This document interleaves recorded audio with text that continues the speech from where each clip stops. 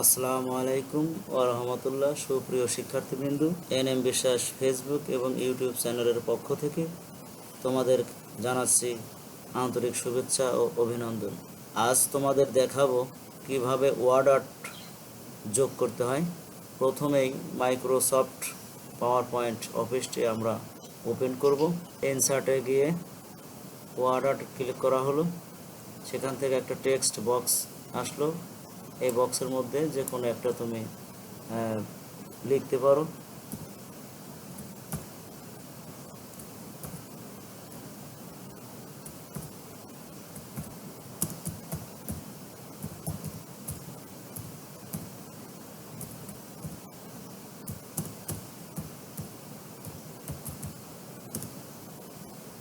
ধরো এই নামটা লিখলাম, এই বিষয়টা লিখলাম।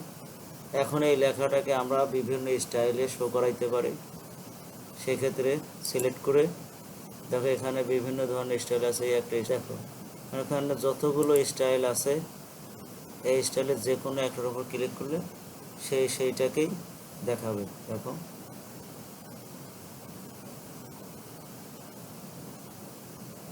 কালার প্লাস স্টাইল,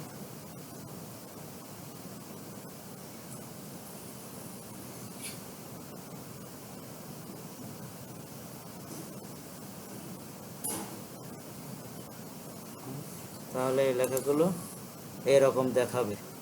এটাকে যদি আমরা শেপ ফিল করি লেখাটাকে, সেখানে এটা করা যাবে। এরকম হবে, বিভিন্ন কালার রয়েছে, যে কালার করবে সেই কালারই হবে। আবার যদি এটাকে তুমি আউটলাইন কালার করতে চাও, সেক্ষেত্রে এখানে আউটলাইন কালার আছে। অর্থাৎ এখানে এভরিথিং যে বিষয়গুলো আছে সবগুলো তুমি তোমার ইচ্ছা মতো এগুলো ব্যবহার করতে পারো। এছাড়া রয়েছে শেপ ইফেক্টস রয়েছে, এখানে বিভিন্ন স্টাইলে করা যাবে।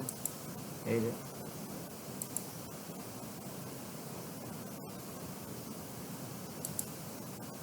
দেখো, যে কোনো কাজ করতে গেলে তোমাকে অবশ্যই সিলেক্ট করতে হবে। দেখো এই লেখাটা এরকম করা যাচ্ছে।